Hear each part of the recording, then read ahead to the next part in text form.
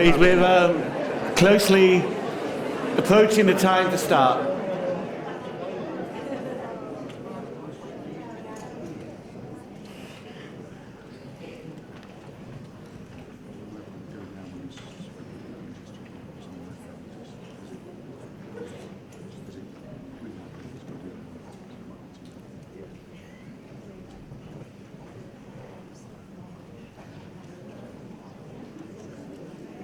Okay, can I express a huge welcome to everybody at Locality Convention, and especially as a Leeds resident to Leeds. It's a huge pleasure to actually, as chair, to introduce what is a really exciting 2 days. It's going to fly by, and there's going to be endless opportunities to network, to engage, to actually see some excellent practice. Before we actually get started, I'm tasked with the boring task around housekeeping. So there's no anticipated fire drills, fire alarms, but should one arise, please follow the directions of everybody in a purple t-shirt or the staff at the hotel. In terms of mobility, if you do require a lift, the best lifts to use are in the lobby and get onto the first floor and follow the directional signs. Apart from that, there's no other significant housekeeping issues. Fire alarms are fire exits over there and over there. That's my housekeeping and shipment ride. Now, unless you've been abroad or somewhere locked in a cupboard, you may have noticed there's something like an election going on at the moment, and we're in kind of turbulent times. We're turbulent times in terms of political uncertainty. And we're going through significant change. The thing is, we just don't know what destination we're going to arrive at. Not just so much the change in terms of the election outcome, but in terms of Brexit, in terms of social policy, in terms of the change in social order. Not only that, we have a climate emergency on our hands in terms of where we need to be taking action yesterday and today and tomorrow if we're going to safeguard the future. To that end, the importance of community becomes much more significant. What becomes very significant is the consistent factor is where people live and their sense of place, their sense of identity, their ability to engage and influence the areas and spheres in which they operate. So community organisations throughout the country have become quite central to actually holding together our communities, to restoring faith and confidence in people's relationships, building up significant responses to significant needs. So you have developing throughout the country responses to absolute poverty, food banks, you have emergence of localised economies, investments in small and micro businesses, opportunities for organisations to provide facilities for people to thrive and develop. I'm particularly proud in Leeds, because I'm from Leeds, I'm chair of Locality, in terms of the impact of small community organisations in Leeds. Within the context, you'll have the opportunity to visit many of these, but we have organisations that run swimming baths and have extended opening hours, extended swimming lessons and health facilities. We have organisations that deliver neighbourhood projects for older people, and as a city, we're really proud of the fact that growing old in Leeds, you're less likely to require residential care at an earlier age than comparable cities, and that's because the neighbourhood projects do such a fantastic job at engaging our older populations. I'm really proud that some of our more deprived or some of our more challenging inner city areas, we have some outstanding organisations that day in, day out offer 7-day-a-week provision, opportunities for people to engage and volunteer and develop their own sense of social worth and enterprise and vocation. I think I'm particularly proud of Leeds as a city because I think it recognises leadership from all sectors, and I think that's an important environment for us all to thrive. It's important because without that commitment to the Leeds pound, without that commitment as a city, we cannot actually have the confidence to develop in the way we have. So I'm really proud of the fact that the City Council, but also the NHS, are very much open to partnership. Within that end, we've also got smaller organisations and big organisations delivering quite significant public sector contracts. So we have supported housing or floating support systems to prevent homelessness. We have engagement within the A&E systems to ensure that people aren't excessively using A&E and they get the services they require. We have the largest social prescribing service in the country. All those services are developed and delivered by locality organisations. To that end, you know, we have, as a city, so many other cities across the country, has an inclusive growth strategy, and Deborah, who will be following me, will be talking about that. But I'm also very proud that we have at least 2 advocates in this room that are part of that, and the fact that we are very much a voice within the room, and also that we advocate even as high as the LEPs and the other bigger strategic partnerships. That's really important.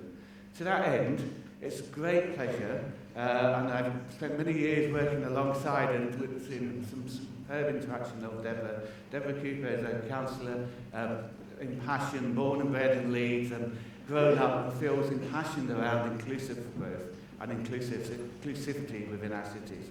So it's a great pleasure to introduce Debra in the formula.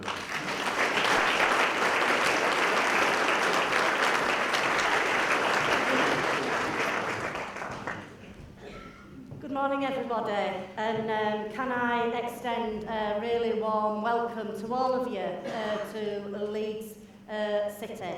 It's great to see so many of you in the room interested in our communities, interested in empowering our communities, and it's great that we can come together and talk about that, especially in these difficult times, I've got to say. Can I thank Mark for his great introduction to the convention. I've got to say, he didn't leave me much to say about Leeds because you're so passionate about it as well, Mark. So thank you for all you do, not only as chair of Locality, but also expressing your how proud you are of the city and what we do in the city. It's really good to see. It was a little nostalgic for me coming into the Queen's Hotel this morning because actually my wedding reception was held here, so it feels like coming home, although that was many years ago. I won't tell you how many. Too many to count, I've got to say. But as Mark said, my name's Councillor Debra Coupar, and I actually represent Temple Newsam ward in the city. And that has one of the 1% worst deprived communities nationally. So, and I was actually born in that bottom 1% neighbourhood that I represent now. So I know exactly why everybody does what they do to empower communities to do for themselves. And that's why I'm so passionate about what I do. So I just wanted to really give you a warm welcome and to let you know a little bit about Leeds as well.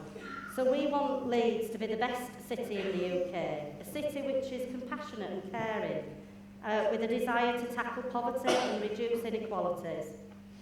Our residents are proud of Leeds, and we want to ensure that they are at the heart of what we do and our decisions are responsive to local needs. Leeds is a growing and a diverse city, which we are all very proud of, with a strong tradition of celebrating that diversity.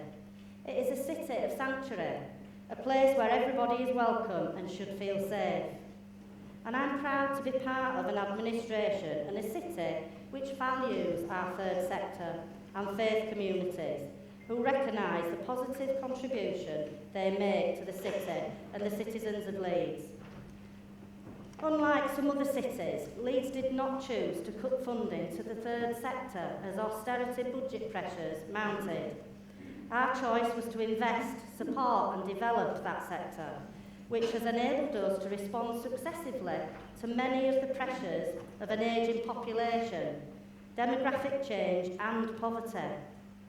As a city, we are determined to build on local assets and ensure that there are maximum opportunities for local people and community organisations to inform, to steer and lead on initiatives and activity for community benefit.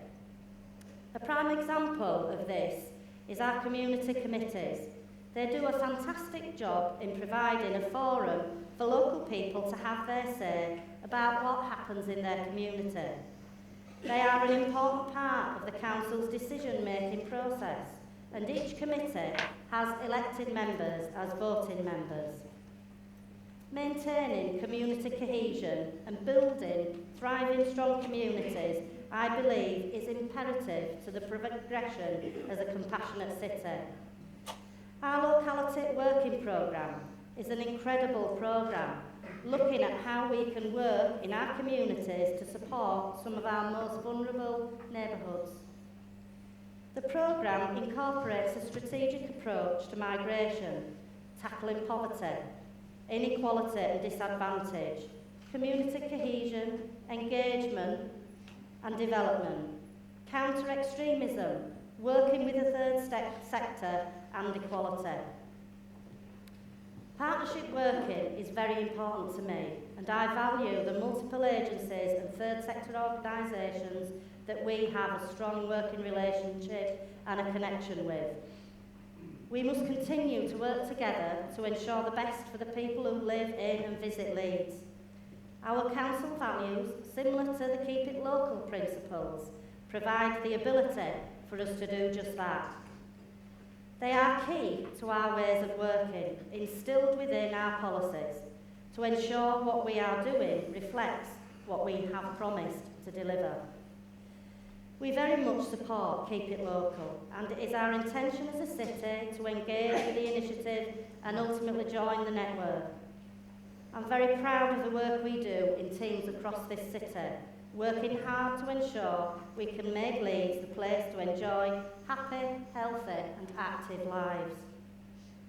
I believe it is important to support each other, allowing people to realise their potential and providing the opportunities to develop, creating a new independence for those who may never have thought this was possible. Empowering and engaging our communities is key, and encouraging residents of all ages to work together can bring with it new friendships and partnerships. As Mark already mentioned, and you may have already seen the latest news, in that we have 12 private, public and third sector ambassadors have been announced for Leeds as part of our strategy to ensure disadvantaged communities in Leeds realise the benefits of a thriving and growing city. I look forward to seeing how these ambassadors will work across 3 key areas, helping to develop and promote the city's plans for inclusive growth. And there is much more that we would do, and of course more that we can do, but we are clear about our ambition to have a diverse and thriving third sector that can deliver for the City of Leeds. Thank you.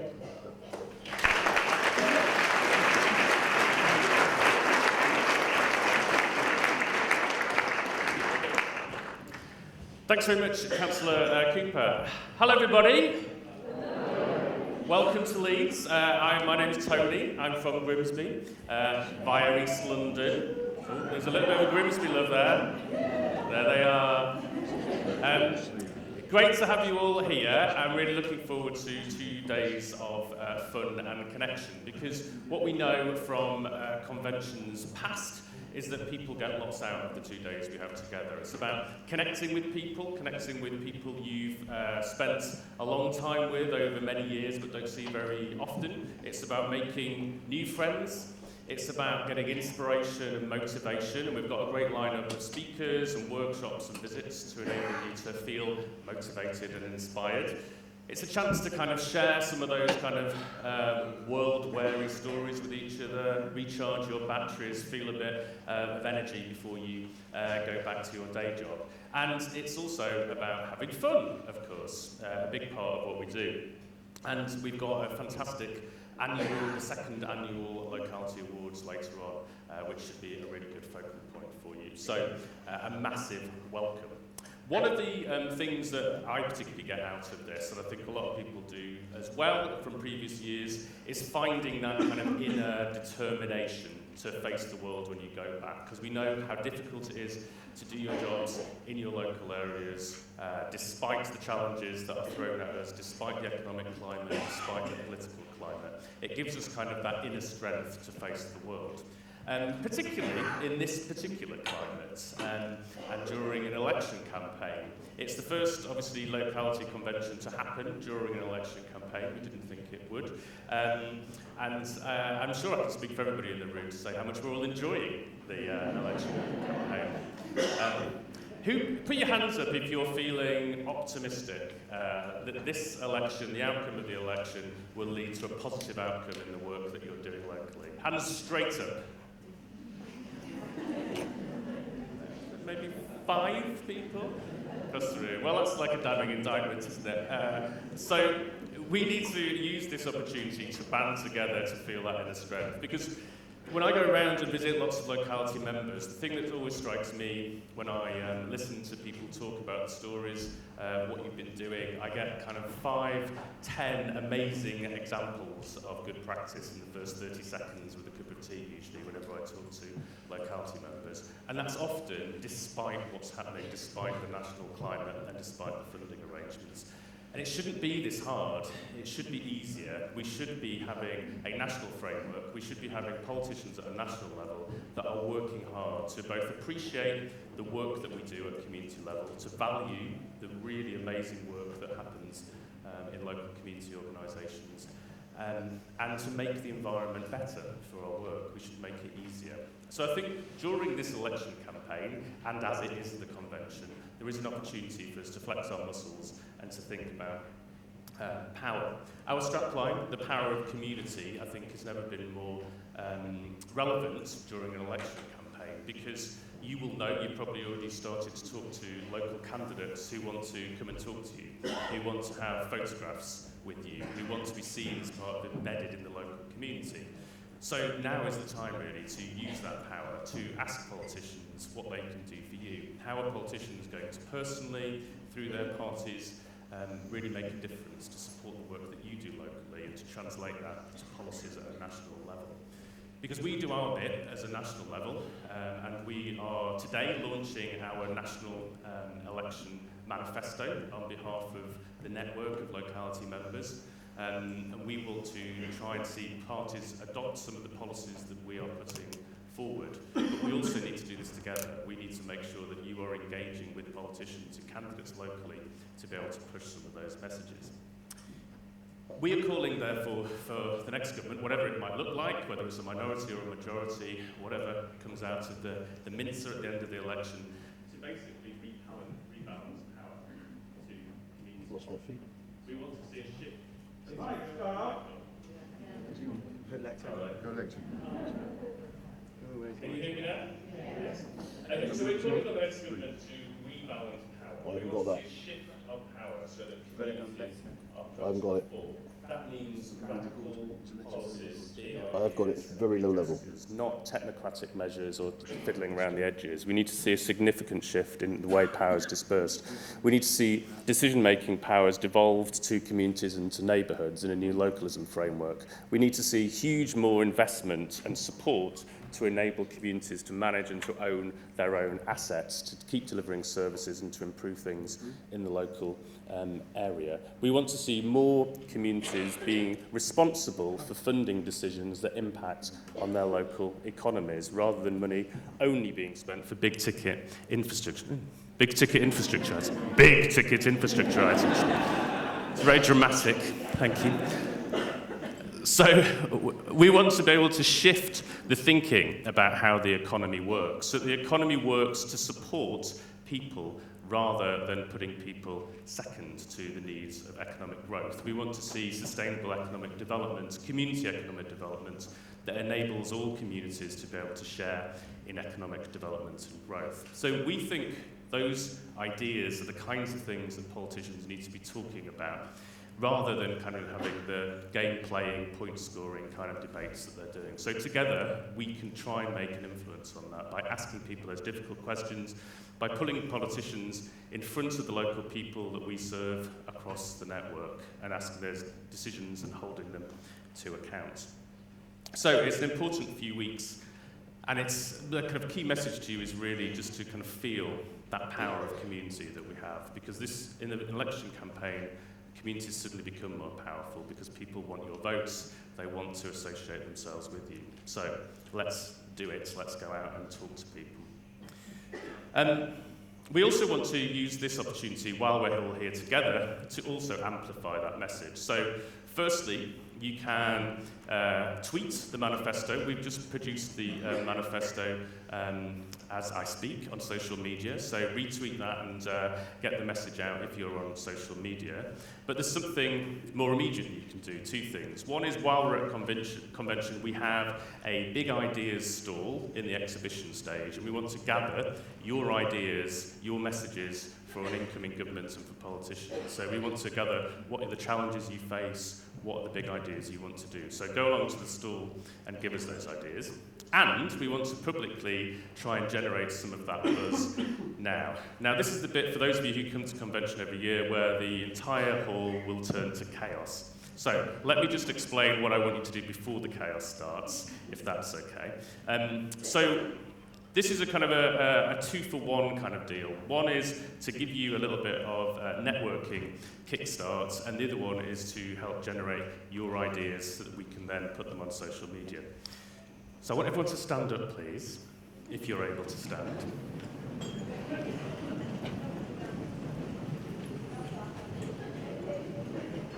Thank you. And then I want you to look around you and to spot somebody you do not know.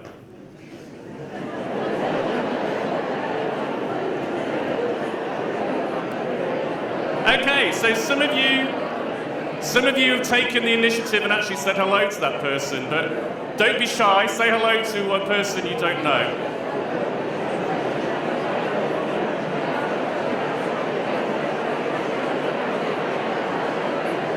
This is the chaos I mentioned before.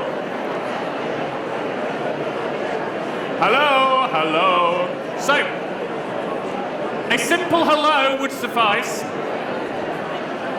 Now, when you've now finished greeting your new friends, I want you in your new partnerships. There are pieces of paper on the chairs which talk about our big idea. So I want you in a minute, not quite yet, just let me finish the sentence and then you can do it. But once I say go, I'd like you in your pairs, and you've got 1 minute just to think about what your big idea as a pair is for the incoming government. Now, the sheet of paper is quite small, the pen is quite large, so it needs to be snappy, and it needs to be a positive message. So 1 minute, write your big idea.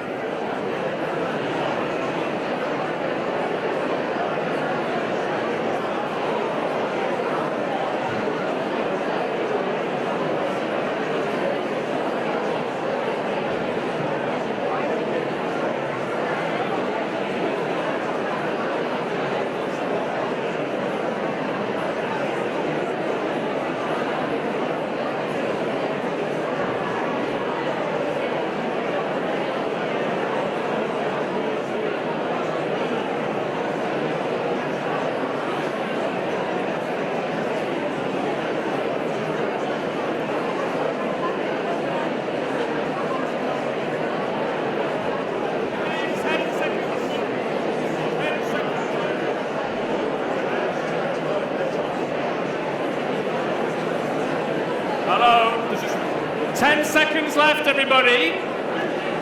Write your idea down.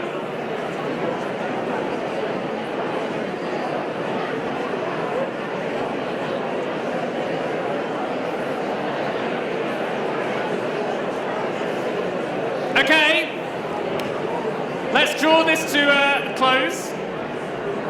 So the next thing I would like you to do is, once you've written it down, take a selfie of each other, if you haven't already done that. Some of you are way ahead of me. Take a selfie, and then if somebody is on Twitter, can you tweet it to the hashtag Locality19?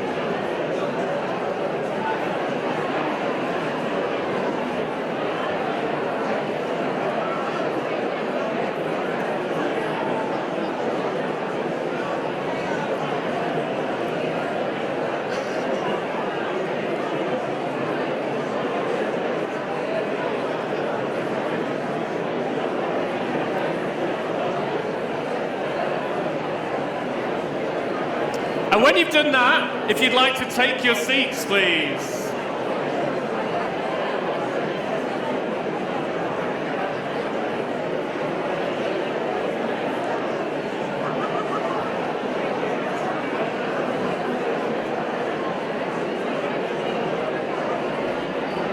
Okay, let's take our seats.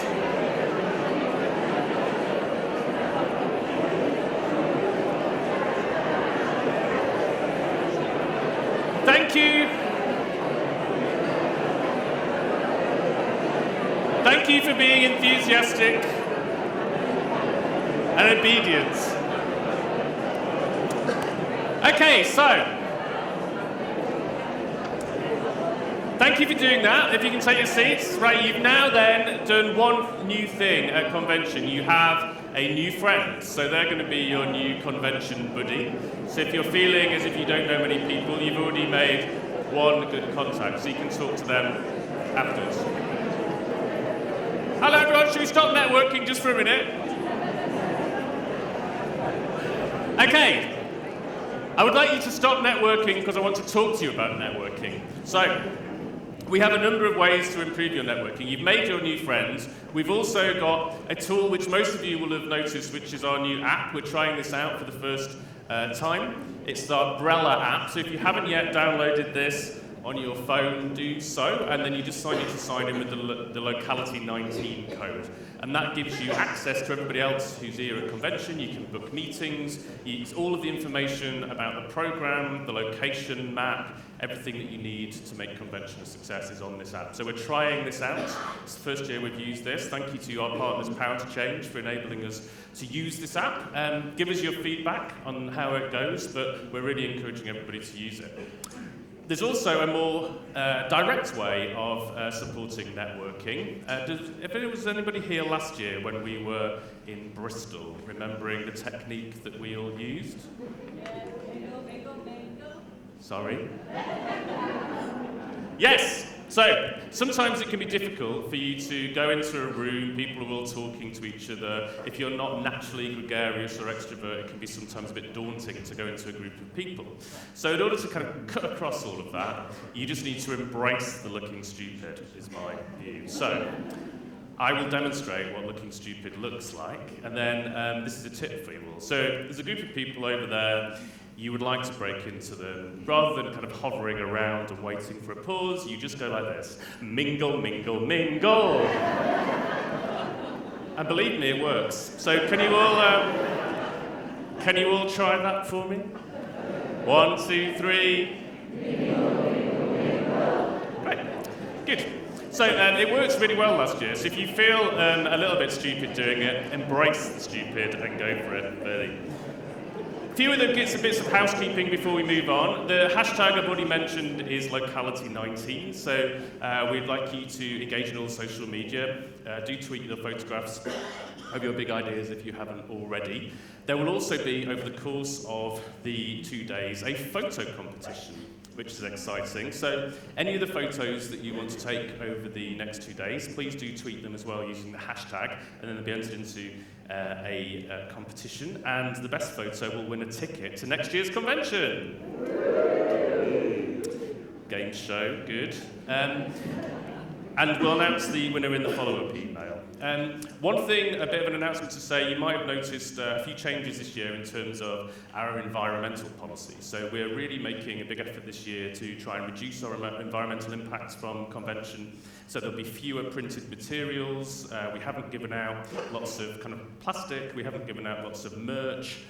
So we're trying to reduce the amount of stuff that we do. And the other kind of big change is that we are trying to make an impact in terms of the food we have. So all of the food will be veggie this year to reduce our carbon footprint. So if you want to know a bit more about what we're doing, talk to a member of staff in the purple t-shirt. But we are kind of committed to making a big response to the environmental climate emergency. We're going to be doing some work with members as well to kind of help members look at the kind of things that you can do locally to make an impact as well. It's something we're going to be doing a lot more of over the next few months. And then finally, before we move on to the next bits, I'd also like to say a massive thank you to all of the exhibitors and the sponsors of the event. We couldn't make Locality Convention work without all of the generous support of both our exhibitors and our key sponsors. And in particular, I'd like to thank Power to Change, I'd like to thank NatWest, Ensley and Anthony Collins as our main convention sponsors, and our supporter National Lottery Community Fund. Thank you very much. So I hope you feel energised by the next 2 days. There's loads in the programme for you to get excited by, to learn from, to be inspired by each of the stories. But we also know that you don't need a microphone to be inspired. Inspiration is all the way across this room. So hopefully the connections that you have, the conversations that you have in the corridor, when you've made your dates, a bit like Tinder or Grindr, depending on your preference, on the new Brella app, you will be able to make a date and talk to people. And it was good to see all of the people earlier already making use of the meeting space that we have out the back once you've set your online date. So don't forget to mingle, be inspired, learn a lot, and a massive thank you for everything that you do. Really looking forward to spending the next 2 days with you. So thank you.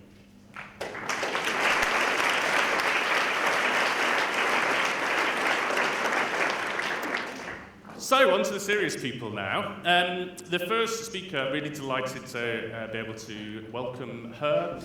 This is Susan Hinchcliffe, the leader of Bradford Council. Councillor Susan Hinchcliffe was elected leader of Bradford Council in May 2016, and she's the chair of the West Yorkshire Combined Authority from August 2017. Susan is Bradford born and bred and served as a councillor since 2011, and her varied career has included running her own business, a management position at a major newspaper, and a senior role with a national charity. Susan is a great champion. She spoke at our Keep It Local conference a few months ago, and a great friend of Locality. So Susan, welcome.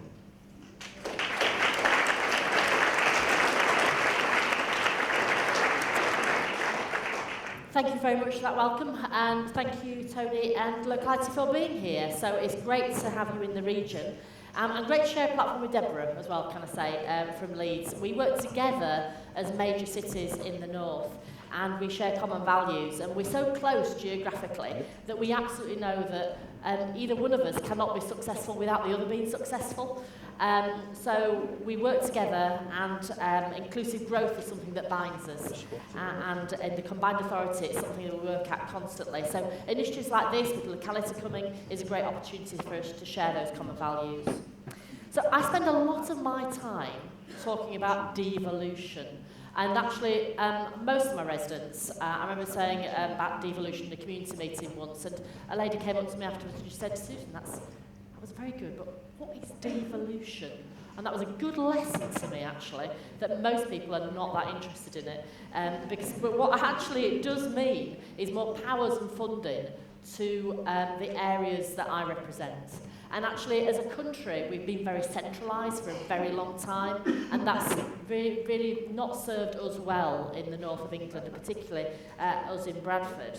But I also, in those devolution debates, when I'm trying to get more money from Westminster up to the north of England and to Bradford, I also have to remind myself that actually devolution doesn't just stop there. But it is about devolving power from us at local authority and funding down to the communities that I represent as well. So I have to challenge myself in that argument as well as government. And therefore, for me, it is an ideological challenge, but also it works better. We just see it working better. The more communities are empowered, the more funding communities have to do things for themselves, the better the outcome. And that is proven time and time again. So there are three main drivers of the Keep It Local programme.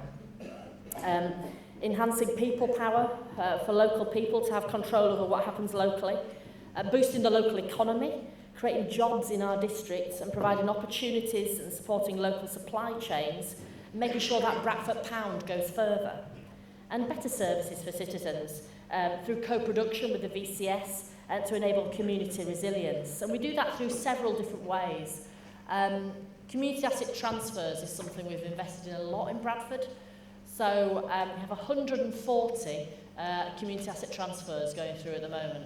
That is a huge amount, actually, if you think about the legals that go with that, and negotiations, and also the capacity building within the third sector to be able to take on that responsibility. It is a huge responsibility. We've increased our capacity as a council with staffing to be able to do that and go through this community asset transfers. But it's a much better alternative to selling that asset off, with it being lost to that community and to Bradford forever. This way it keeps it in community control and keeps it as an active part, an active asset of that community. So it's a programme we're very proud of, but which we're going through at a rate of knots at the moment. Also, another big area that we focus on is procurement. And the Council's economic strategy aspires to have 60% of third-party expenditure with local suppliers, and currently we're at 41%, so we've still got a long way to go. Now, the 6 principles of Keep It Local will guide our policies in years to come, and it's a real valuable for us to have that relationship with locality, challenging us, supporting us in that journey. So we're currently going through a procurement transformation using these principles to influence key policy documents in this area. So procurement strategy, our vision for how procurement should work and embedding that 60% in our strategy. Social value and inclusive growth. Any supplier who wants to work with Bradford Council has to sign up to some quite stringent criteria about social value, and that is part of the judgment we make when awarding a contract and will be adhered to. And review of contract standing orders, so our rules, making sure that we're not preferencing people just out of favouritism, but it actually is within our rules and enables our social value objectives to happen. So they'll be about making the most of local providers, making sure our processes do not exclude by being too big and too bureaucratic, and being focused on the Bradford district. We have something called Your Tender, which I'm sure a lot of large organisations have similar systems, which can be very bureaucratic, very difficult to get over the hurdle of. And actually a lot of our businesses and third sector organisations who may register on there may never actually go for a contract on there. So that tells us quite a lot that actually it's not yet fit to make sure that people are encouraged to respond and encouraged to tender with us. It's pushing us as a council to explore new approaches to engage in open dialogue with the VCS, even down when it comes down to recruitment. So our new procurement director, who is actually sitting in the front row, was recruited via a panel, but also VCS Assembly had representation on the recruitment panel for his post, and that was a sound foundation for the conversation between procurement and the sector to continue, and has continued since. So communication between the council and the sector is healthy, particularly around the Keep It Local project, with quarterly steering group chaired by the head of procurement and attended by Locality and the VCS. Secondly, the council is becoming more proactive in how we publish our commissioning intentions through commissioning strategies or through forward plans. It's not good enough just to expect businesses and VCS suddenly to apply to something they've seen on Your Tender without having had the preparation to look at what cooperation they can have with other organisations, how can they develop their services to fit the need, and if you don't give them enough notice, they will never apply. So in Health and Wellbeing Department, we've now published our commissioning intentions for the next 2 years, and that enables local organisations to prepare and develop products and services which are really going to hit the spot in providing the services that we know our residents need and that we need to deliver for them. Celebrating success.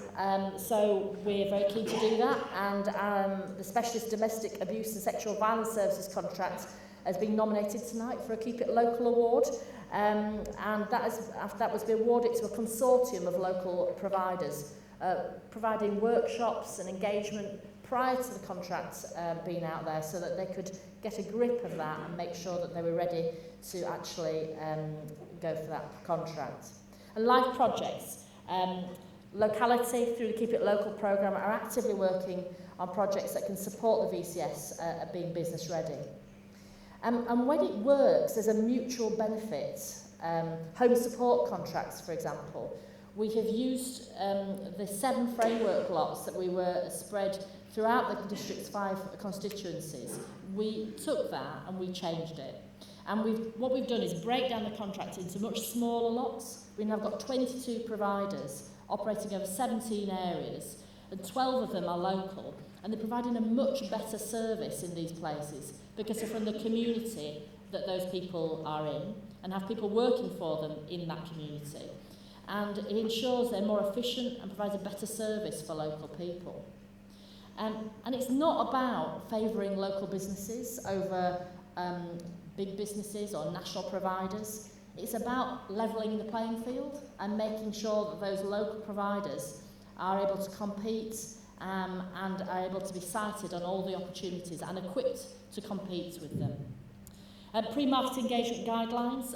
Locality, through the Keep It Local programme, the Council and the VCS sector are developing a best practice guide to working with the VCS throughout the market engagement exercise. So the challenges, we still have challenges. One of them is about cohesive communication between departments in the council. We still, despite the cuts, we used to be 9,500 people in Bradford Council. We're still 8,300 people. And of course, when you have that many people in that many departments, developing a cohesive approach to procurement and keeping people talking to each other is always a challenge. We need to be braver in our application of procurement rules and regulations, understanding where procurement regulations allow flexibility and exploiting this to its fullest. For example, understanding the light touch regime and how to apply this to achieve our outcomes. We need to improve the market engagement process, so training and leading times. I'm really keen to make sure that all those VCS organisations and businesses that have registered on your tender but never actually applied to anything come to a workshop and we find about, why is it, what are the barriers to you doing that? Having a more proactive and joined up approach to how we support the sector through our infrastructure and how we collaborate with colleagues in health, for example. And ensuring sustainability, so the VCS sector can deliver on the ask of the changing needs of how services are to be delivered to people. So when I think about the journey we've come on so far and the work we still have to do, I would say if we had a report card, I'd give us an A for effort, I have to say. We've worked really hard at this, but what is the challenging thing is that because of austerity, local government over the last few years has undergone massive, massive change. And I've never worked in an organisation like it, which is changing so much at once. So we work on bereavement, work on sports, we work on bins, adult education, adult services. All those services have undergone huge change. So changing that much at once is hard. So adding in this level of change as well is a further ask, but it is going to provide the benefit we need for the place in the long run, but we still know we've a long way to go.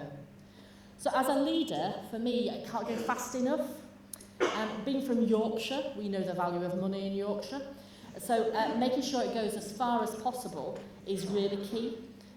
We need to make sure that everybody feels the value of the small amount of money we've got, and with the help of Locality, we're aiming to get there sooner rather than later. So a thank you from me to Locality for supporting us in the work we're doing. We know we've still got a long way to go. There's great progress being made, but we're hoping with you we can go further and faster. So thank you very much.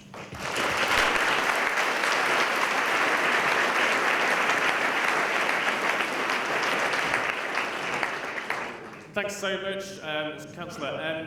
We'll have an opportunity in the panel discussion to ask any questions to Susan and the other panellists you'll hear from as well this morning. So our next speaker this morning before we have the panel discussion is one of our fabulous Locality members. It's Julia Preston, who is Chief Executive of GIPSIL, a Leeds-based community-founded anchor since 2007. Julia is overseeing the rapid growth of the organisation, developing local assets and valuable services for young people and leading large partnership consortiums for those at risk of homelessness. She's passionate about partnering with like-minded organisations to deliver services which are greater than the sum of the parts, but also maintaining that local approach, key to the kind of community anchor approach. GIPSIL won a partnership award at the inaugural Locality Awards last year for their Engaged Leeds partnership. So I'm delighted that Julie's going to share her story. Welcome.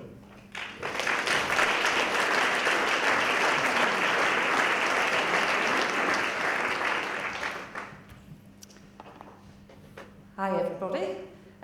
Just a correction, Tony. I started working at GIPSIL in 2007, but GIPSIL was formed in 1993, and I'm going to share a little bit of the history of GIPSIL with you because I think that's absolutely crucial to the sort of background, but mainly talk about from 2007 onwards, where I was had the honour of taking up the post as Chief Exec. I am actually poacher turned gatekeeper turned poacher, and I love being a poacher. So I've always worked in housing support, well, since I was about in my early 30s.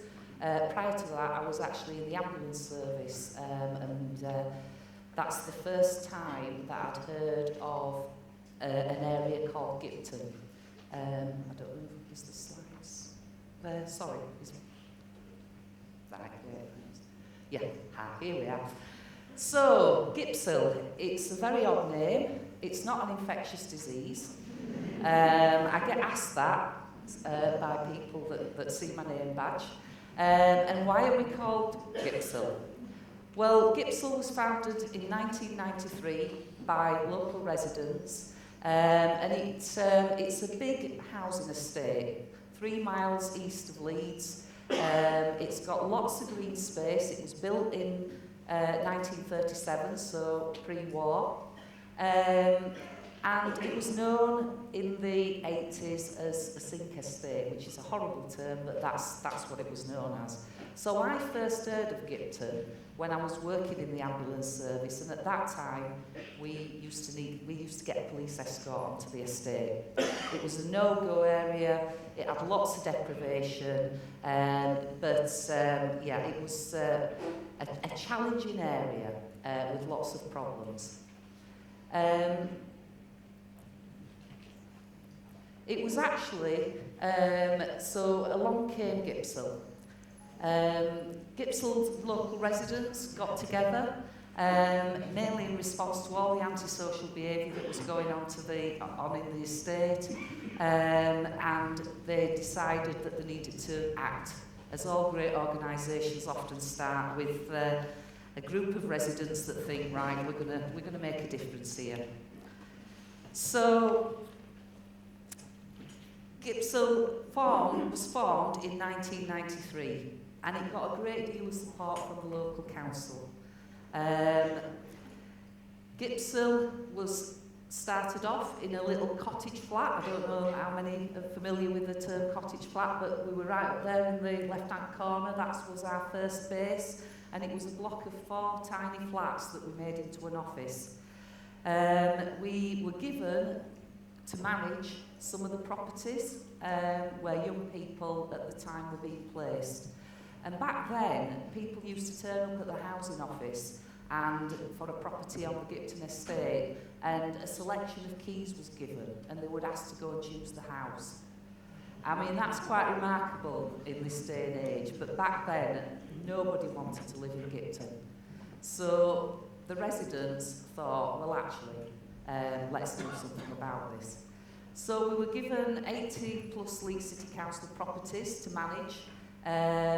Young people we housed young people in there, and the most important thing we did is we put what we call visited support into those properties, and we provided holistic support to those young people, and we helped them get into employment. We made sure that they knew their neighbours, that they actually respected the fact that they'd got a property and looked after it, and all the basic stuff like budgeting, all the things that people need to know to live independently.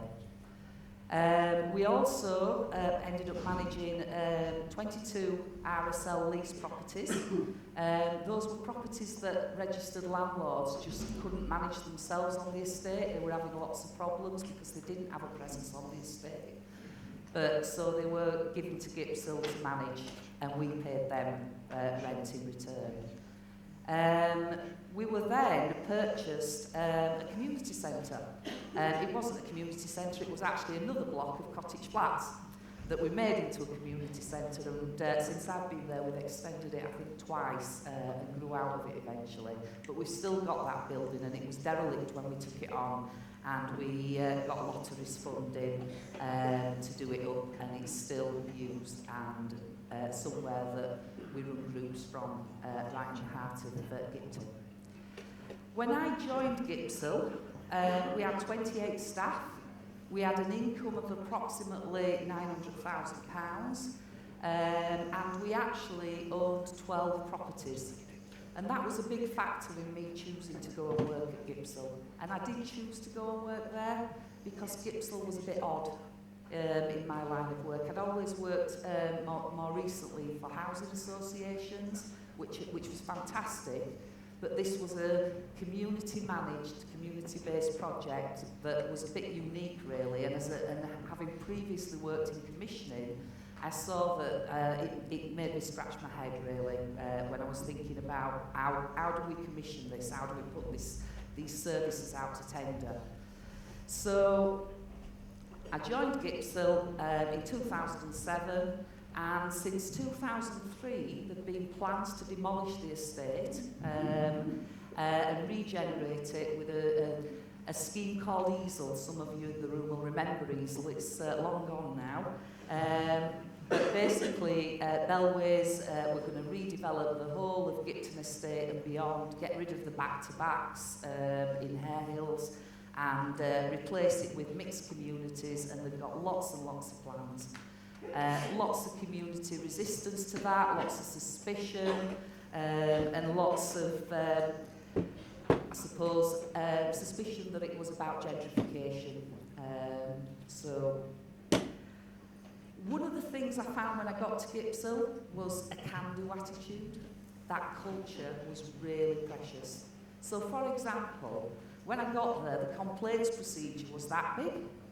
But when I heard about how the staff responded to neighbour complaints in particular, it was within half an hour, because we were completely accountable to that community. So the culture was really precious, and that's something that I've tried to maintain as GIPSIL's grown. And I can't stress that culture for me is strategy. I think that's the absolute thing that we've got to all hold on to and work on constantly. So anyway, EASL disappeared, strangely enough, after 2008, after a financial crash that's still having an impact on us all. And at the same time, or roughly after that, we found out that, that we needed to hand back the 80 properties to Leeds City Council, which had a massive impact on our income. However, Leeds City Council were very good to us and let us do that over a period of time. And of course, at that time in 2010, we had issues around austerity, increased need and reduced funding. I think it wasn't a good time for us. It was a tough year. We had to completely redo our business plan because it all tied in with EASL up until then, and have a bit of a rethink. So we developed a new strategy and to take us forward. So this is the result of that strategy, really, and it's quite impressive if you look at it. I'm very proud of this slide. Our finance manager, who's in the audience somewhere, did it. And the growth has been tremendous. So this is 2012, and this is where we handed back the properties, and you'll see a dip. And then the strategy's been very successful, and I'm going to go through some of the journey with you now. So, the first project we set up was a renovation, a small property renovation company. And the reason we did that was there was the Empty Homes grants. Some of you I know have been able to access that funding. And we decided we needed to purchase our own properties. So that was the start of it. So we managed to secure Empty Homes funding, and we had cash reserves that we put to that and invested particularly in the local community. So you'll see there that Elevate is our wholly owned subsidy, VAT registered, non-profit company. And never mind the Leeds pound, but we were very conscious about the GIPSIL pound. So that recycles the cash within our organisation, and also offers volunteering opportunities, employment opportunities, and it also obviously renovates empty properties and does a lot of the repairs on the properties that we were managing. So everybody wins, really. Nobody wants to live next door to an empty property, so we were bringing homes back into use. We then won a big contract, and this was our first big contract win and our first big consortia. A 1.5 million contract, which involved 150 properties and floating support delivered to young people across Leeds. And GIPSIL led that, and we were the smallest provider of our partners Turning Lives Around and Foundation. We basically provided support 16 to 24 year olds, and GIPSIL was in a fantastic position because what we were able to do was spread that culture, that knowing your neighbour, that real local neighbour. We were able to keep working locally despite leading on a big contract. So then, and we've talked a little bit about Engage Leeds. Engage Leeds was our other big consortium, and that was started in 2017, April 2017, and that built on the lessons learned of Flagship. And GIPSIL, again, we're the smallest provider out of our 4 partners, and that's been a fantastic service, and it continues to run, hopefully for another 5 or 6 years. And our partners are in this room, and I'm very proud to say, as Tony mentioned, we won Locality Partnership of the Year award last year, and that service helps over 4,000 people each year, and there's a massive need and demand for that service, and it's been a joy actually, because I think that's the other thing. Partnership is really important throughout everything that GIPSIL's done. Are we still a community anchor? That's a challenge that's been presented to me on many occasions by my board, and I don't want to underestimate the importance of the board in this journey.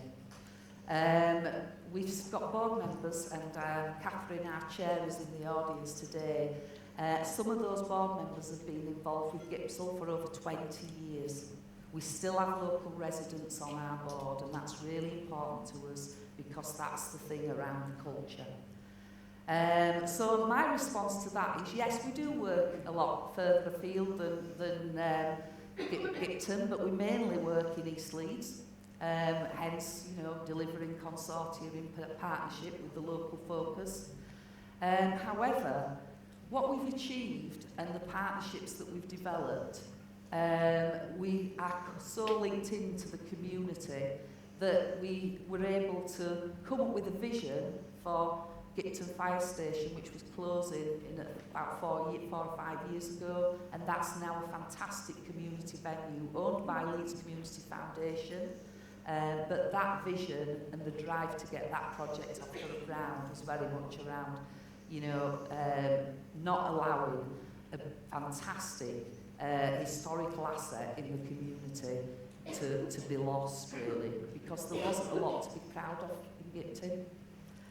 So we've got lots to do, but yes, we are a community anchor, I would say, a very important community anchor, and our influence, and we've got lots of plans. So over the next 5-year plans, we've got, we're in the process of becoming a registered provider so that we can do new build in Gipton, our first new build in Gipton.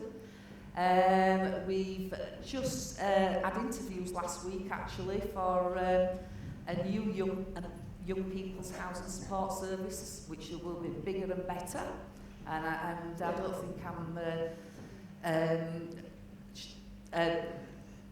GIPSIL leading on that. I think I can say that now because it's not confidential. And we opened a Coram cluster accommodation last week, actually, with the help of Leeds Land Aid and nationwide funding, and that will provide services for young people leaving care. And we've got increased work in schools, employment, mental well-being, and I think the key for me is about delivering local services with local people. And I thought, what's the secret of our success? And apart from the culture, I'd say it's definitely about local partnerships. And this is fantastic, and I just think we all need to not underestimate the power of the organisations that we have the honour to work for, because this is, you know, networking, partnerships are absolutely essential to our success. So thank you for letting me share GIPSIL's story with you.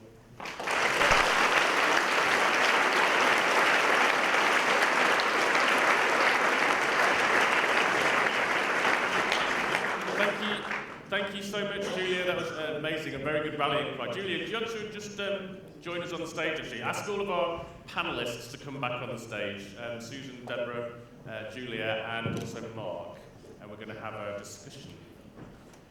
So some really inspiring stories, messages about what can be done through community action, through the strength of community organisations and that power, and also some really fascinating work that's going on in local authorities locally to really engage and put the sector at the forefront and improve the way in which services are commissioned and delivered.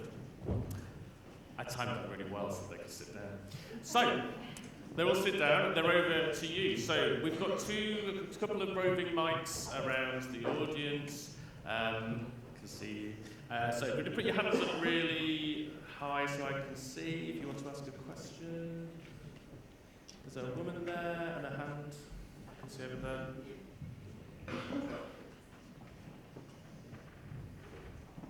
Good morning, thank you. My name is Tracy Robbins. I work for the Eden Project, the big lunch. And I know a few of you, Leeds laughs at heart.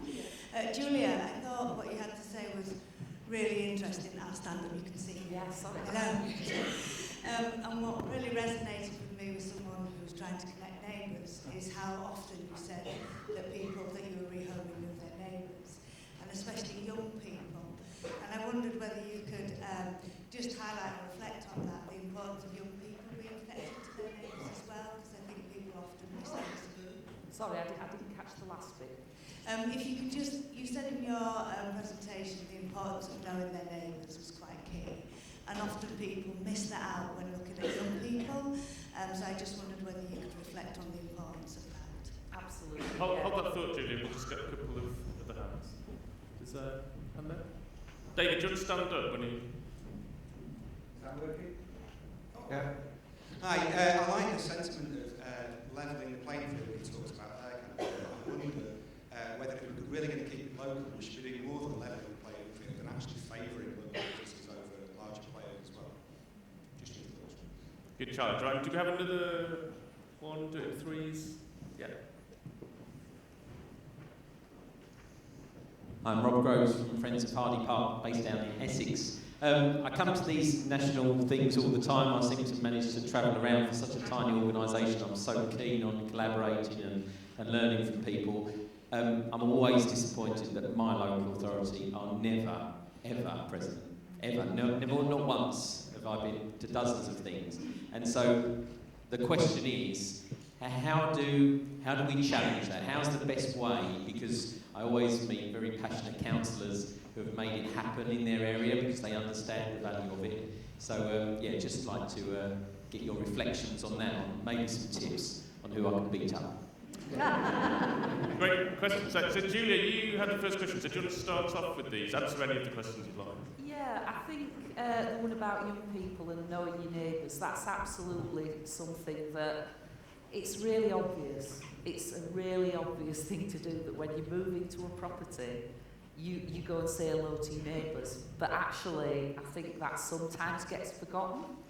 But certainly, when you've got properties on an estate, and you are completely accountable to those neighbours because they act as your eyes and ears, that you need to do that. And you need to, obviously, young people are less likely to play the music loud, cause problems, if they actually know Mr. and Mrs. Smith next door.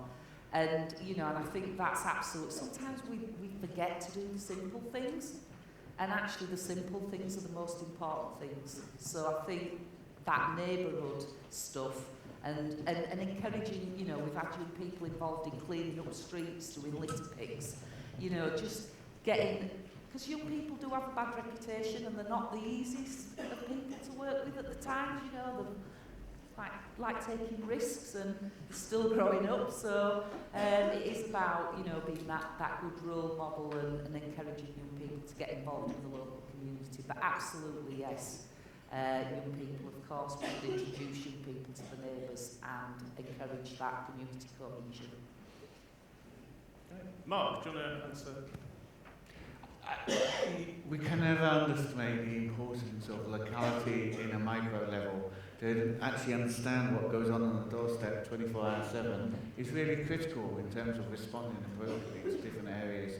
And different areas develop their own specific cultures, their own norms, their own knowledge of one another. And so, from that point of view, young people or any member of the community we're working with don't live in isolation of the communities and the context where they live in. So, you know, to underestimate that is to underestimate the power of our organisation's ability to make a big difference, which is sustainable.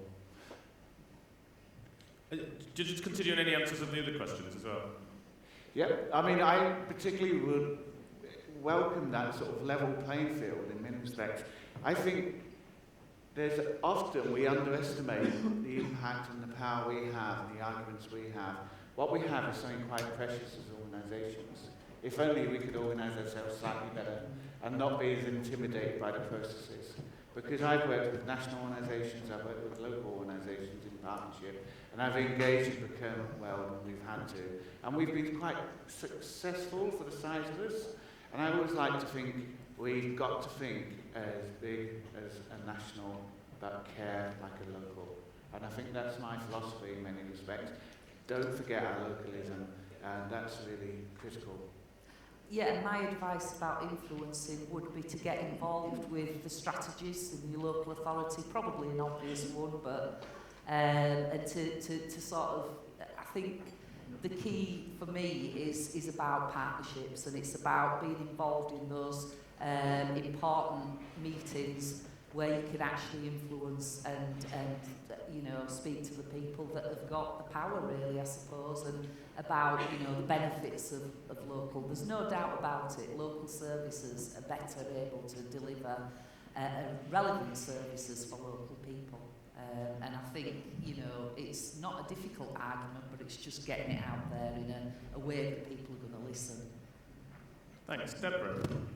Yeah, so hi Tracy, nice to see you. It's been a number of years since we last met, but it's great to see you here, and I recognise so many faces in the room today. It's really good to see you all.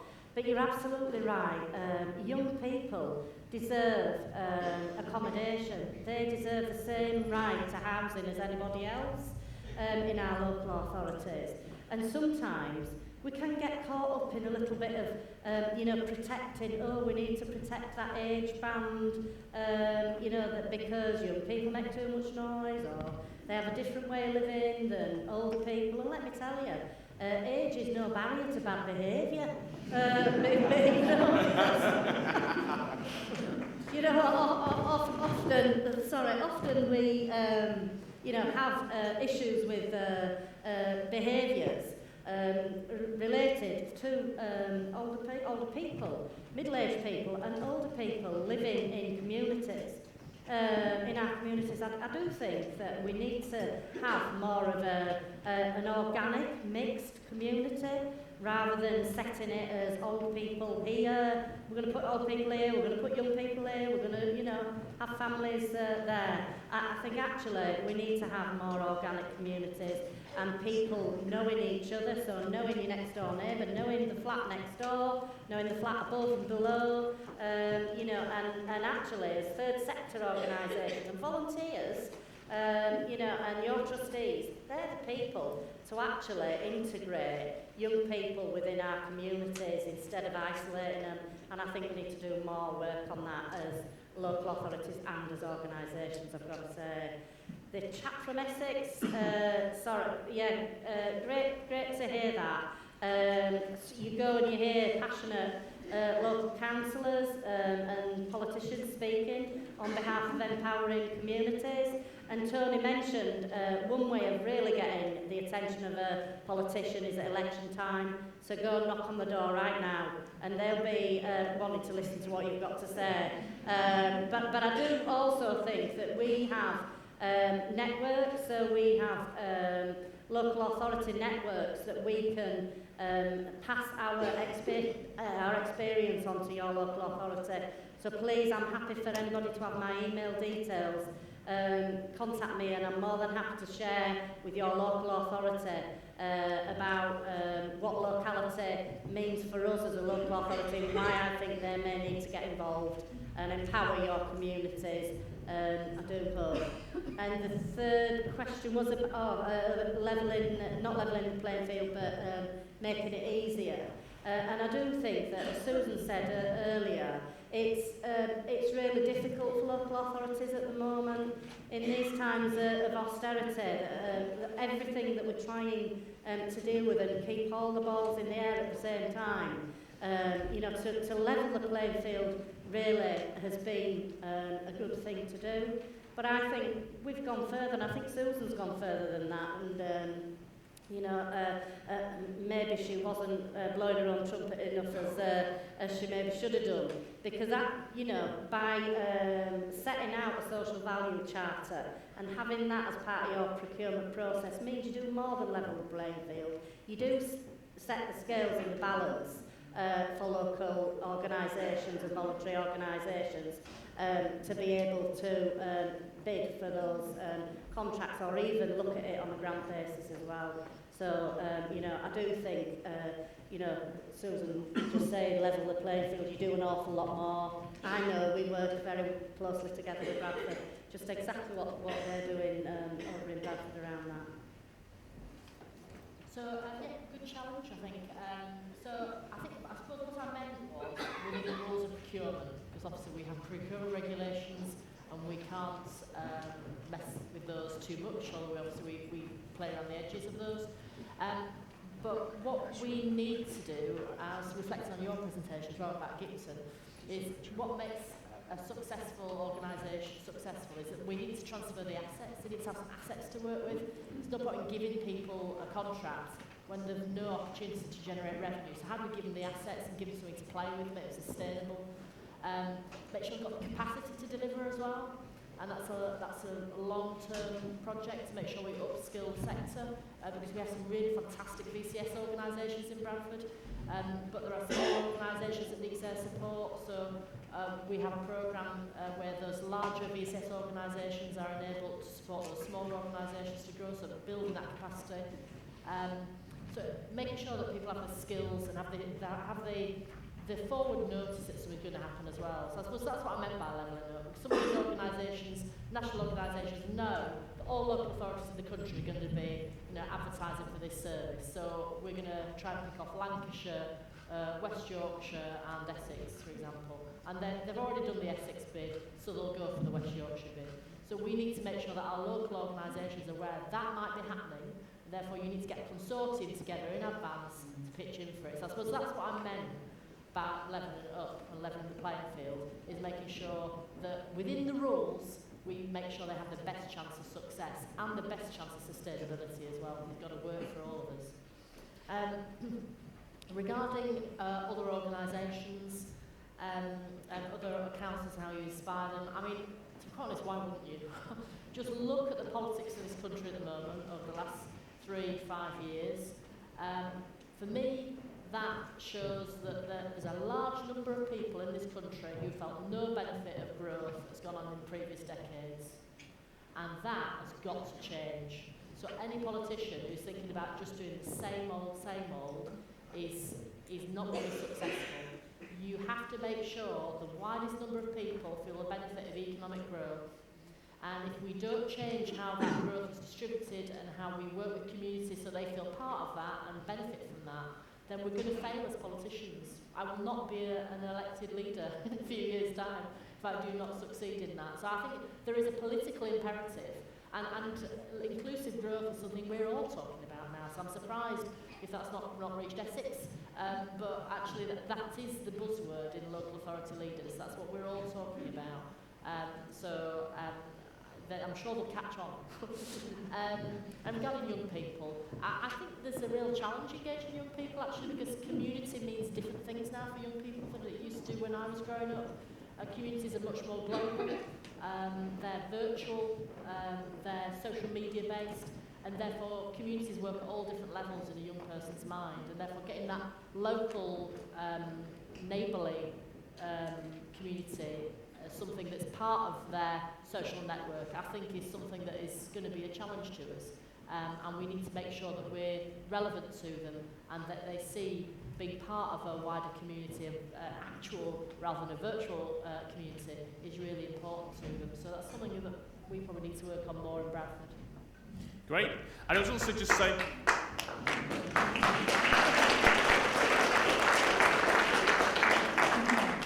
Sorry to cut across the applause. I'd also just use this opportunity to plug the Keep It Local network as well. So Susan was talking about the Keep It Local programme. We're going to be hearing a bit more about that this afternoon in the second plenary session too. But as part of that work, we've developed a network for local authorities to be able to share stories, to inspire each other. And we're really seeing momentum with that network. Not only Bradford and Leeds being involved and about to participate, but also we're getting interest from local authorities who we haven't engaged with wanting to join. So there's a momentum there, and that's part of the way we want to try and spread that message out to local authorities who don't instinctively get some of this message in the way that obviously Yorkshire is taking a lead on. So, are there questions and comments to the panel? Just put your hands straight up, it's a bit difficult to see. So, there's 2 here, so take these 4 on one side, and then this side, I'll come to you next. So, get your hands thinking. So, 2 this way here, Nicola. Hello, my name's Naomi Martin. I'm the Director of Common Side Trust in South London, and I'd really like to pick your brains as much as possible. So this afternoon at 3 o'clock I've got to do a telephone call for Local Government Association peer mentoring for our local authority, which is the London Borough of Merton. Now we do get on well, and so I'm not anticipating being constructive. However, having, every time I come to the convention, I take back something around keep it local to our leader. We say, oh Christ, here comes Naomi again with something else she's brought back from Locality. As soon as we had the Social Value Act, I was banging on about that until the council sort of moved into finally now having a social value kit, which officers are encouraged to use, and we've had a tiny bit of results so far, not great, but it's early days. So have you got any really sort of pointy arrow constructive comments in the sort of language which will really hit home to other colleagues in the local government sector that I can use in my short conversation this afternoon to try and speed up our use of social value and sort of restructuring procurement to keep it local. Thank you. So get thinking about your homework tips while we're listening to a couple of... There was a next door, Nicola.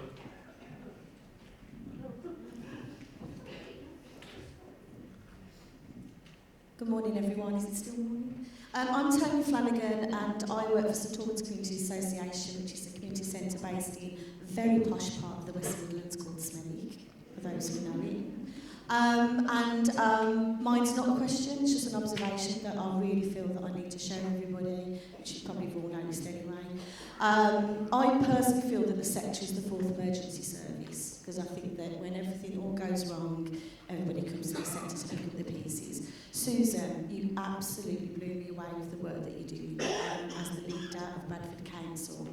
And if I could broker potentially our local authority coming to visit you and just taking a little bit of what you're doing with the sector, I wouldn't make a Christmas list and ask Santa for anything else. Because I truly believe that you've really changed my perception of how we could potentially work with our local authority. And I think that not only have you gone to depths that I would never even imagine, you still aspire to make that relationship even better. And a level playing field for me, that's good enough for me. I'd take that today. So just thank you, and hopefully we can start to see some changes where we all live with our local authorities, and keep up the good work. Thank you. Thanks, Tonya. Laura Moss from Wrigley Solicitors, and it's Julia mentioned the importance of local people on the board, and that really rung true with me, because we see that as I see that in my working life, and I'm a trustee in the UK for Housing Trust. What I'm interested in is, how do you do that? How do you find local people to serve on your board that are representative of the community attract younger people who have competing demands on the time, women in particular have got lots of competing demands on the time, and how do you find the right people and how do you give them the support they need to be an effective trustee or director? And then final one.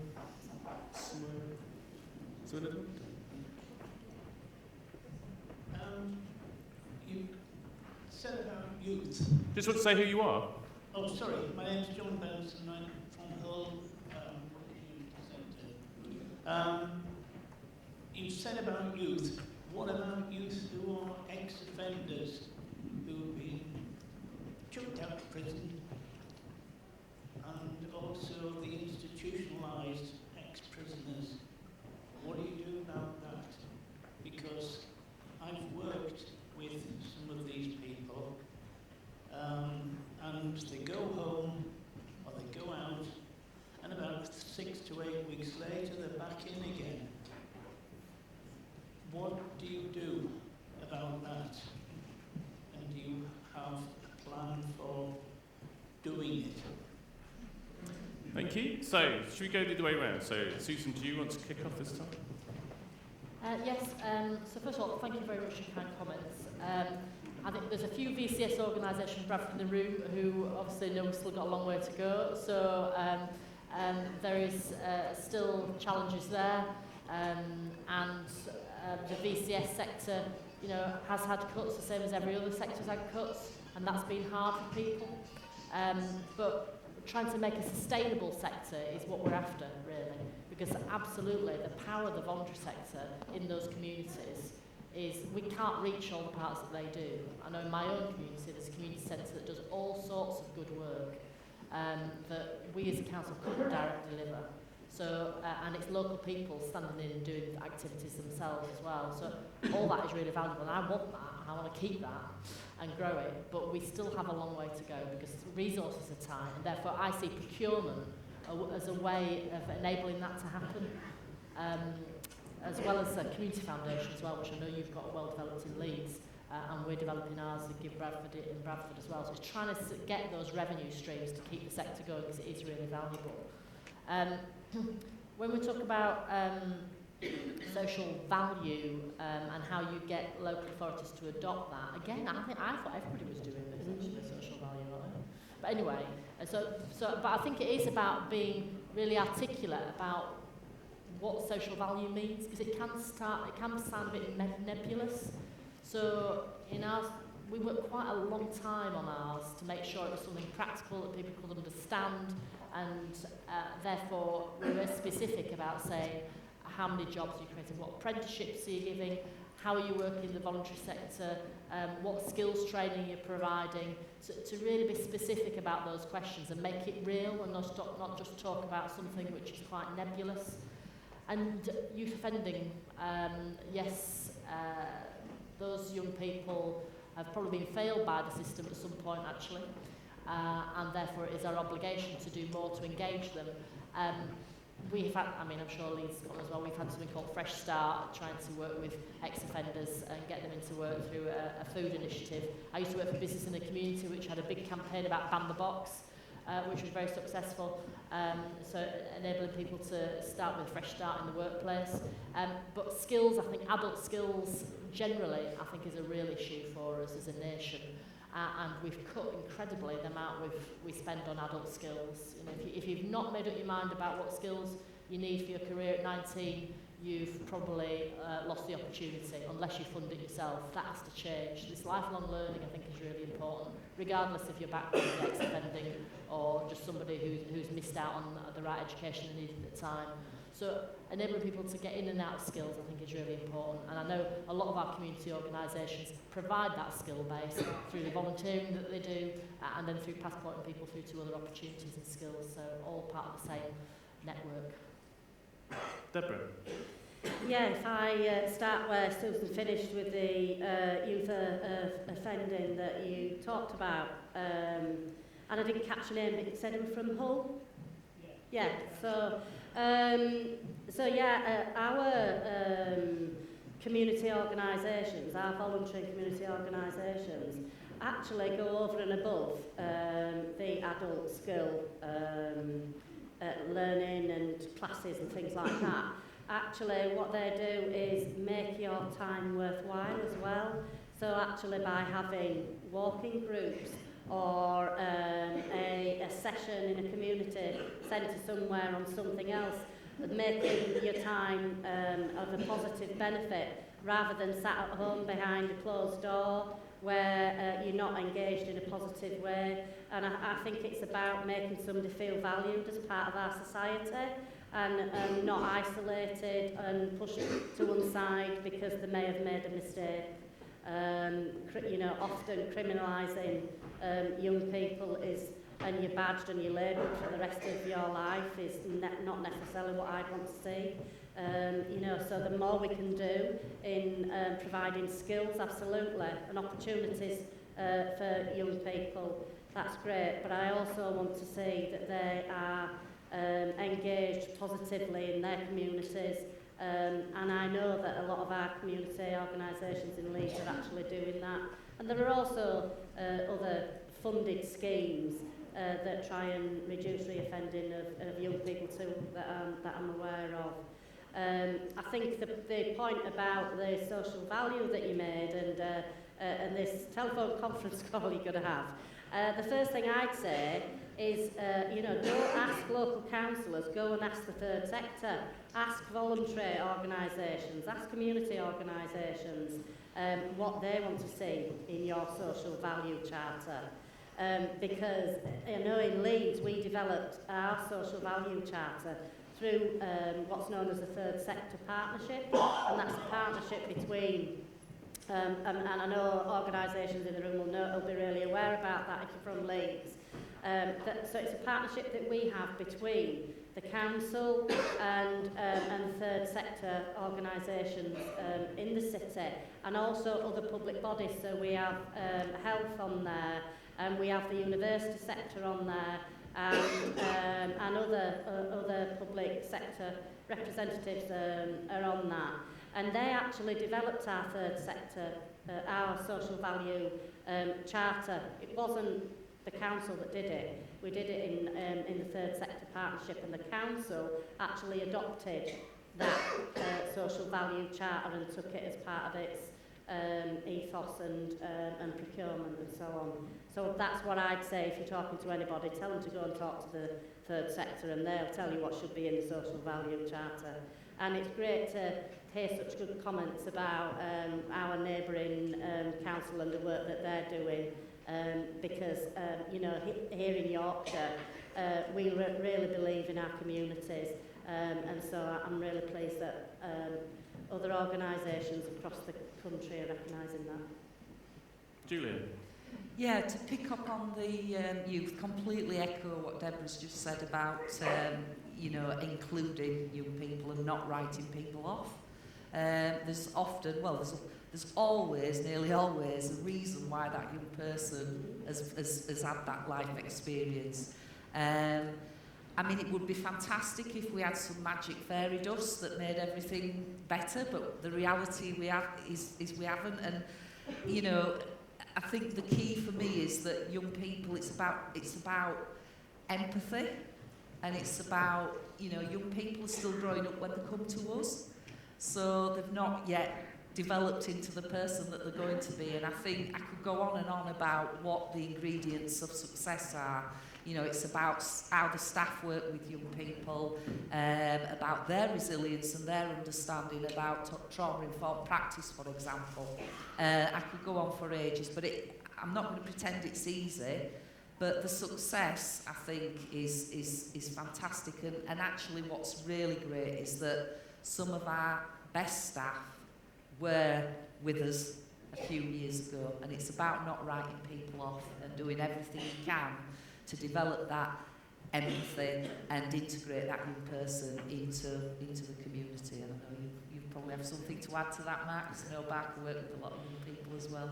Definitely, I feel really impassioned. I'm here impassioned that the last 10 years has been a systemic disinvestment from our young people. Our education opportunities, every opportunity, especially in relation to support services outside formal structures, disinvestment in youth services in particular has a marked impact on the levels of offending across the country. That's just one outcome, one negative outcome. I think, you know, through the doors or through the gate services are critical in engaging people that are released from custodial sentences. But in many respects, I'll talk about that, but what we do before or push services into the preventive arena is just as essential. We've got to recognise that 60-70% of the prison population have experienced 3 or more ACEs. Now, I hate the word ACEs, but it's quite adverse childhood experiences.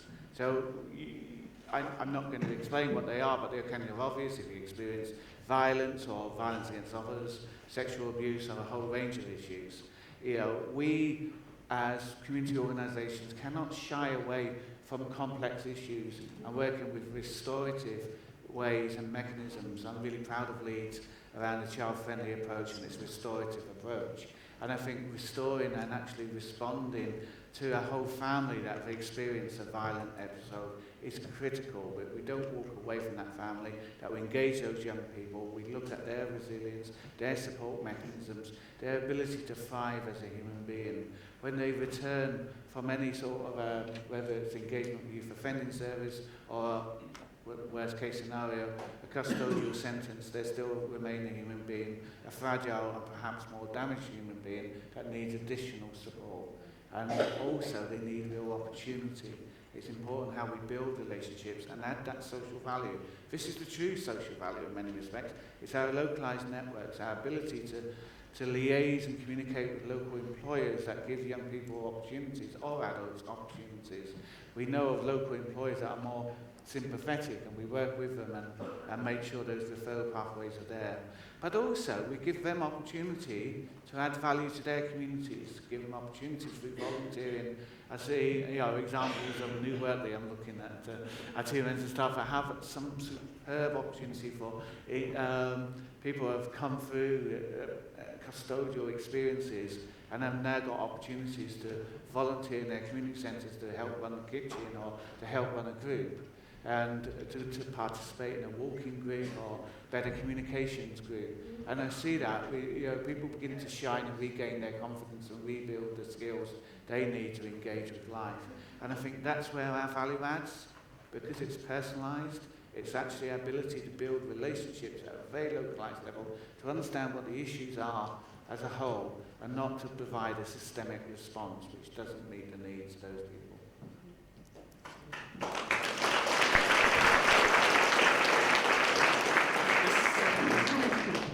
Thank you, everybody. So we've got one more round of questions. So hands on this side instead of coming to this side. So Jim, 2, 3. Hi there, I'm Jim Minton from Toynbee Hall. We're a community organisation in East London. Thanks to everyone, particularly thanks to Julia. It was really inspiring, actually, what you said, particularly about culture and strategy and engaging people. I suppose it's a question more for Susan and Debra, for the politicians, because I was impressed with reading, as ever, the Locality manifesto this morning about giving more powers to communities. But at the same time, I was at an event 3 or 4 weeks ago in London where we were talking about some of the things like parishes and assets of community value and things like that. And actually, a lot of these things weren't working, and there were reasons for that. But some of the reasons were around political will. And I think that you've given great presentations about what you're trying to do to engage and build partnerships and build social value and engage with the voluntary community sector. But I feel that sometimes there is a barrier to really going down and devolving power and giving up power and resources to community level. So I'd be really interested in your thoughts on that. Thank you. Great, thanks. There was a question, Danny? Thank you. Hi, I'm Liz Gavrilenko, wearer of many hats, but today here as trustee of Morton Hampstead Development Trust from Devon. So my question is, I don't know whether it is actually a question, but what I would say is that a lot of what we've heard today has been about city, working in cities, a lot of urban projects and things like that. And so I think I just wanted to raise the issue that actually working in a rural environment, we live on Dartmoor, in a small town of Dartmoor, and actually that in itself presents lots of challenges, so things like cuts to infrastructure, transport issues, struggling to meet workforce demands for certain areas, of particularly things like social care. And so the question is, how can some of these initiatives that are so powerful and working so well in the cities be modified or adapted? What can be done to support the rural communities? Because sometimes I have a feeling that we're forgotten. Okay, and then there was a final comment back there, Nick.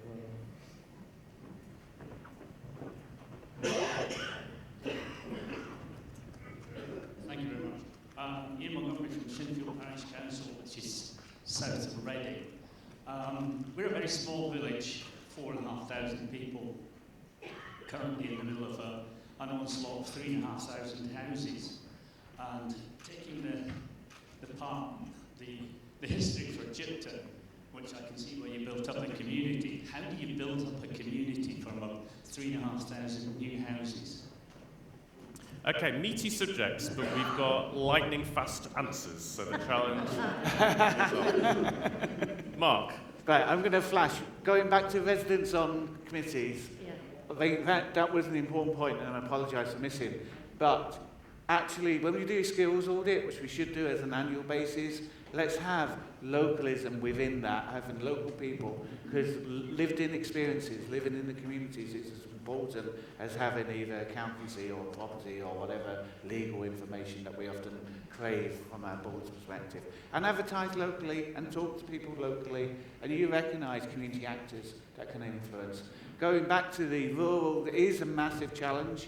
You know, we are largely urban dwellers on the panel, but we recognise our communities and the isolation and the challenges, and additional challenges, and actually building relationships with property developers on new communities is a massive issue. And we're lucky in Leeds, we've got CG at the moment, building a big chunk of South Bank and Kirkstall Valley, and we've had a relationship from the planning stage, and we're building in mechanisms where communities can become engaged. Yeah, and I'd just like to echo what Mark said and about getting young people onto the board. I think that's absolutely critical. It's hard work, there's no quick fix.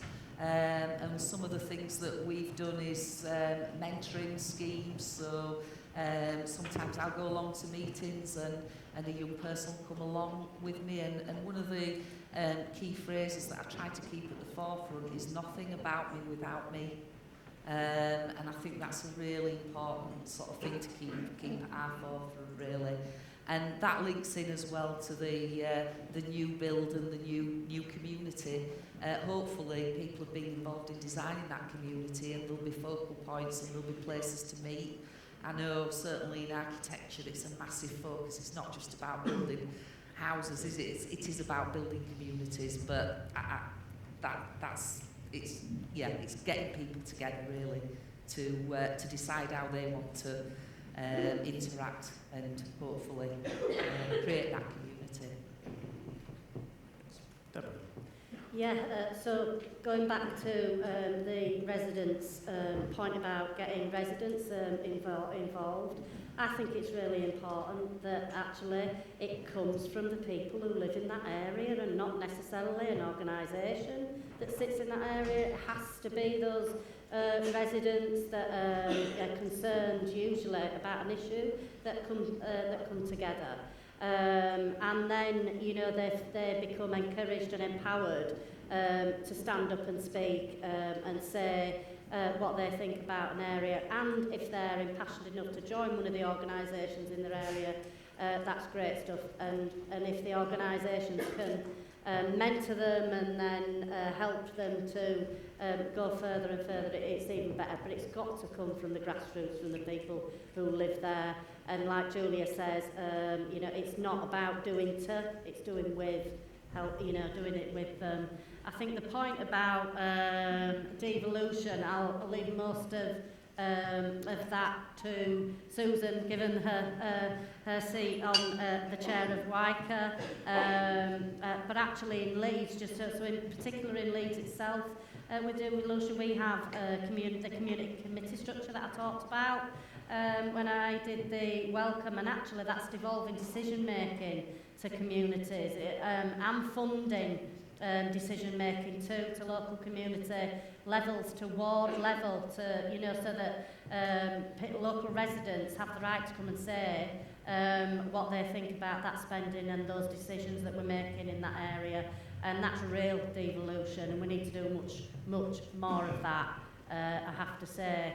And probably another point, I think I've forgotten. Oh, the point about new housing and integrating. So in Leeds we did a large, about 1,500 new build council housing in the inner city. And so we had a job on our hands really to integrate those residents of the new properties into the existing community that was already there. Bearing in mind these communities were inner city, already had huge community spirit anyway, so it didn't take much for them to soon start talking to each other. Once you put in place those networks to allow them to do that, it works really well. So I'm happy to share that with anybody outside of this forum if you need us to as well. So, rural, I take great pleasure in reminding people all the time that Bradford is 2/3 rural.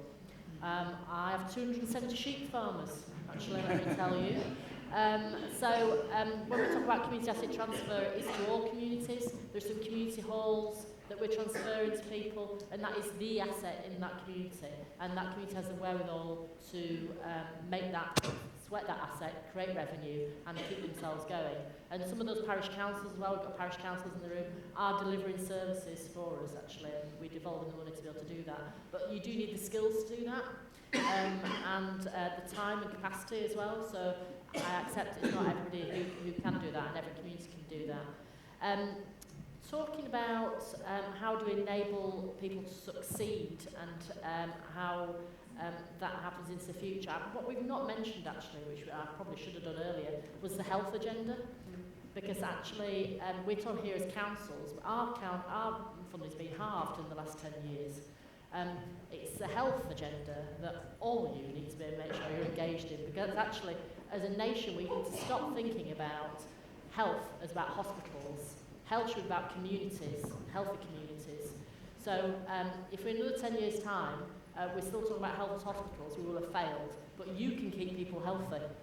And that preventative agenda, making sure people aren't lonely, making sure people are connected with things, is absolutely vital. The NHS is talking a lot about social prescribing at the moment. You are how they're going to social prescribe. If that doesn't exist, then that's not going to work. And that is a new strategy. So there's a real opportunity, I think, therefore, not just for local councils to support communities, but actually the health sector needs to do it as well, and they see the responsibility of it. Thank you, and thank you so much for your very succinct answers in that last round. A massive thank you to the panel. You've been fantastically inspiring with the stories you've been talking about, and really great discussion in that bit. So just thank our panel.